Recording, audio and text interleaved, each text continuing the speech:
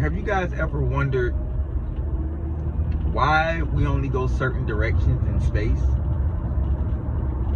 And I'm not saying the earth is flat, but there's an argument for people who believe the earth is flat. And there are some things in space that you guys probably don't know about because NASA and the elites keep it from us. Anytime we go to space, we always go upwards towards like the moon. But have you ever heard of anybody going downwards? Why haven't we explored what is downwards of Earth? Like anytime we go in space, we're always going Earth. Like imagine going to space from Antarctica, because Antarctica is at the bottom of the Earth, or the South Pole, whatever you want to call it. It's at the bottom of the Earth. We always go in one direction. We go up, or we go like outwards towards the planets, like east and west. We never go south. So what is in the south that they don't want us to see? What is down there at the bottom of the Earth? Or is it that we can't go that way? Or is it that it's too much of a hassle to go that way? Because if the Earth is flat, we can't go straight down. We have to go eastward or westward and then go down to explore the bottom of the Earth, like what's down underneath us. We don't know what's truly underneath our planet. We just know what's above us and basically what's east and west of us. We don't know what's downward because we don't explore it, because we're always told that there's nothing down there. But space is a huge place, so there has to be something there. So let's get into it. If the Earth is truly flat, this is kind of sort of what it would look like, and there are going to be different images that you see of what the Earth could possibly look like. My argument is, you see the ice walls, you see the surroundings. Anytime we leave our planet, we go up into space, never down into space. And if you understand what I'm saying, you know that I'm not talking about going like just going down. Like I'm saying, when we launch off and we go into outer space, we always go upward. We never go underneath the Earth to figure out. Even ancient maps have shown that the Earth looking flat with very different characteristics than what our globe shows us. And a lot of people believe that we live in a dome and we can't escape the dome. There's so many different things that I've heard about us not being able to go to space, and there is no such thing as space. Well, if there is a space, why haven't we truly explored the southern part of space? And why do we always go in one direction? Well, dating back to ancient times, we have always been told that there is a globe. But thousands of years ago, they found maps that date back thousands of years ago that are flat with the ice wall and a very, very different type of Earth than what we know. The scary thing about this is a lot of people don't understand what is truly out there in space. And this is what we're going to talk about, what's really out there in the space that we don't explore. If you think about it and you know about it, and you really paid attention to everything that happens when they say they go into space, they always go in the same directions. Our satellites always in the same directions. So why haven't we gone further south in space? Well, let's talk about it. So hundreds and hundreds of years ago, we had ancient civilizations making writings and scriptures over ancient walls about things that have come from space, aliens.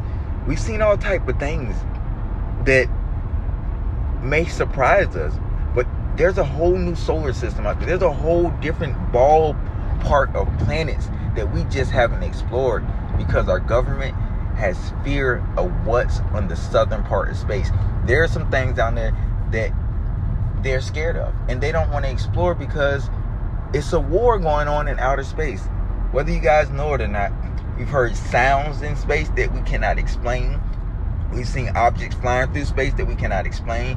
And we've seen some of these baby creatures that are in outer space, like the space snake and stuff like that. We've seen species of animals in space, but we haven't seen the real deal war that's going on in space. And I'm not saying just from different extraterrestrial species.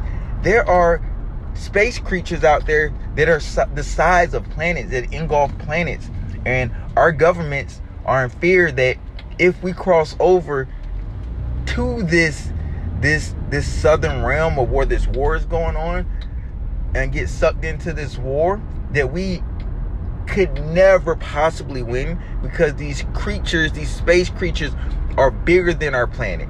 They can destroy our planet with the swipe of a hand. They can move us far away from the sun and we freeze to death, or they can move us into the sun. These are some very scary creatures that NASA knows about, our government knows about, so they never go to the southern part of space. They never go at the bottom of space, because so far down, and it's not very, very close, but it's close enough that we could reach it within 20 years and figure out what's going on down there. They don't want to send anybody down there because it's a war going on and our planet would be at jeopardy. Imagine a giant space creature bigger than anything you ever seen attacking the Earth, and there's no way we can defend ourselves. No way at all. Space is the home for giant creatures, space creatures. Just how we have Earth, their space is their home. They lurk within the solar system, the universe, the galaxy. There are gods among gods that are down there. It's a war going on between these space creatures for supremacy. They dominate the universe, and they have been for so long. That's why a lot of ancient civilizations have created pictures of these giant space creatures, because they've been seen before. They've seen them with their own eyes. And it's very, very rare to see a space creature. They don't just show up all the time.